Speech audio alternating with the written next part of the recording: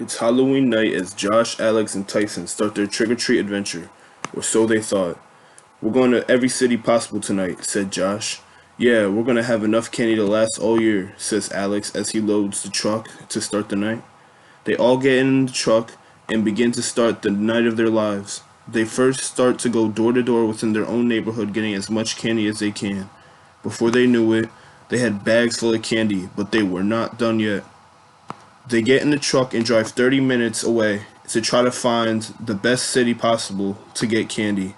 They come across a small, quiet, middle class neighborhood thinking they were in the perfect spot. "There's no competition. All the candy is ours," said Josh as they started to walk to the houses. They started knocking on doors, but no one was answering them.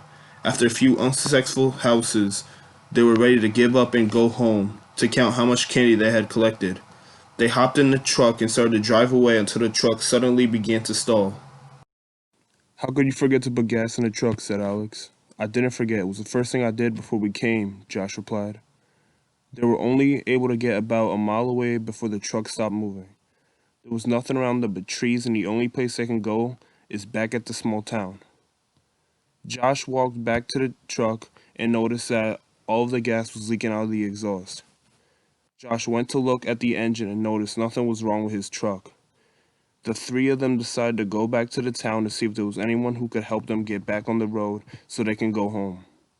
As they approach the town, they see a paper on the welcome sign that reads, "Enter at your own risk. This town is overrun by paranormal activity."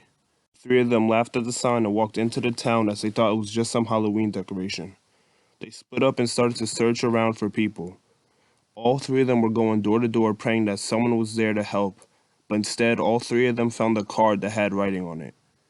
They met back up on one of the abandoned house's porches and started to worry about how they were going to leave. Josh showed them what he found and was surprised to see that all of them had the exact same card. They noticed that each of their cards says something different. Josh's card says fear, Alex's card says delusion, and Tyson's card says insanity. As it got really late, they decided to enter one of the houses so they could sleep for the night.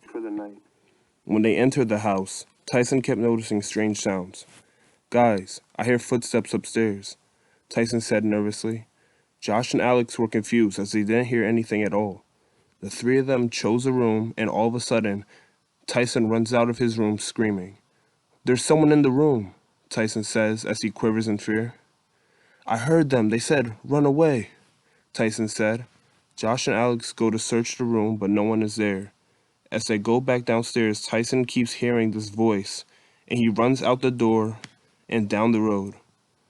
Alex goes after him as Tyson stopped in the middle of the road going insane. I keep hearing people in my head. It won't stop. Help me," Tyson yelled. As Josh watches from a distance, he noticed that Alex starts to act weird as well. "Who are you and what happened to my friend?" "He was just right here. What did you do with him?" Alex yells to Tyson. Josh jogs over to see what is wrong with Alex and Tyson.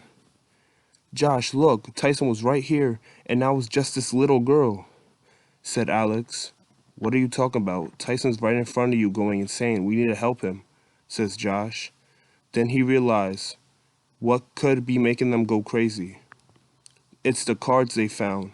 Tyson's card said insanity, and now he's going insane. Alex's card said delusion, and now he's gone delusional. Josh knew it was only a matter of time before he got his card, which said fear. He started to shake Alex so he can snap out of it, but it was too late. "Alex, we need to get out of here now," Josh said, panicking.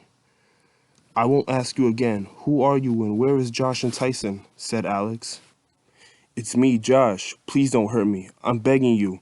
It's me. Please, you're scaring me." Josh got cursed by his card, and now all three of them were trapped within the walls of their own mind.